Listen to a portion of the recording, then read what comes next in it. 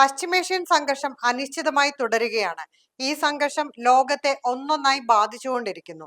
ഇപ്പോഴിതാ ഇന്ത്യൻ വ്യോമയാന മേഖലയും സ്തംഭനത്തിലേക്കെന്ന റിപ്പോർട്ടുകളാണ് പുറത്തുവരുന്നത്.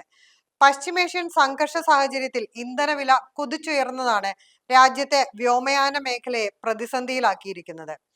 വിമാന സർവീസുകൾ ഏത് നിമിഷവും നിലച്ചേക്കാമെന്നാണ് വിമാന കമ്പനികളുടെ കൂട്ടായ്മയായ ഫെഡറേഷൻ ഓഫ് ഇന്ത്യൻ എയർലൈൻസ് ഇപ്പോൾ സർക്കാരിന് മുന്നറിയിപ്പ് നൽകിയിരിക്കുന്നത്.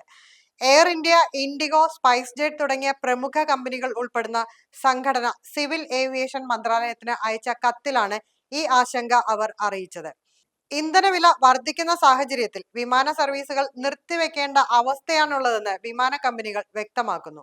ഇന്ത്യയിലെ എയർലൈൻ വ്യവസായം പ്രതിസന്ധിയിലാണെന്നും പ്രവർത്തനങ്ങൾ നിർത്തിവെക്കേണ്ട സാഹചര്യമാണുള്ളതെന്നും വ്യക്തമാക്കി അടിയന്തര ഇടപെടൽ ആവശ്യപ്പെട്ട് FIA കേന്ദ്ര വ്യോമയാന മന്ത്രാലയത്തിന് കത്ത് കൈമാറി. ഒരു വിമാന കമ്പനിയുടെ ആകെ പ്രവർത്തന ചെലവിന്റെ ഏകദേശം 40% ഏവിയേഷൻ ടർബൈൻ ഫ്യൂവൽ എന്ന വിമാന ഇന്ധനത്തിനായി ചെലവാക്കേണ്ടി വരുമെന്നാണ് air India, IndiGo, spice jet എന്നീ കമ്പനികൾ സർക്കാരിനെ അറിയിച്ചത്. യുദ്ധ സാഹചര്യവും വിമാന ഇന്ധനത്തിന്റെ വിലയിലുണ്ടായ അമിത വർധനയുമാണ് വ്യോമയാന മേഖലയെ തകർച്ചയുടെ വക്കിലേക്ക് എത്തിച്ചിരിക്കുന്നത്.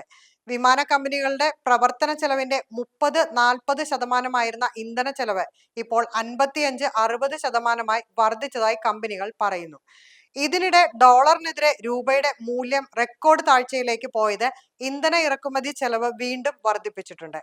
കഴിഞ്ഞ മാസം ആഭ്യന്തര സർവീസുകൾക്കായുള്ള ഇന്ധനവില വർധന ലിറ്ററിന് 15 രൂപയായി സർക്കാർ നിജപ്പെടുത്തിയിരുന്നു. എന്നാൽ അന്താരാഷ്ട്ര റൂട്ടുകളിൽ ലിറ്ററിന് 73 രൂപയുടെ വർധനവാണ് ഉണ്ടായത്. ഇത് അന്താരാഷ്ട്ര സർവീസുകൾ ലാഭകരമല്ലാതാക്കി മാറ്റിയെന്ന് FIA പറയുന്നു. വിദേശ വിമാന കമ്പനികളുമായുള്ള മത്സരത്തിൽ ഇന്ത്യൻ കമ്പനികൾ വൻ തിരിച്ചടിയാണ് നേരിടുന്നത്. ഏത് നിമിഷവും സർവീസുകൾ നിലച്ചേക്കാം, ചെലവ് താങ്ങാനാകുന്നില്ല എന്നാണ് ഫെഡറേഷൻ ഓഫ് ഇന്ത്യൻ എയർലൈൻസ് പറയുന്നത്. അതായത് വിമാന ടിക്കറ്റ് നിരക്ക് വർധനവ് പറയാതെ തന്നെ പറയുകയാണ്. കാത്തിരിക്കാം ടിക്കറ്റ് വർധനവിനായി.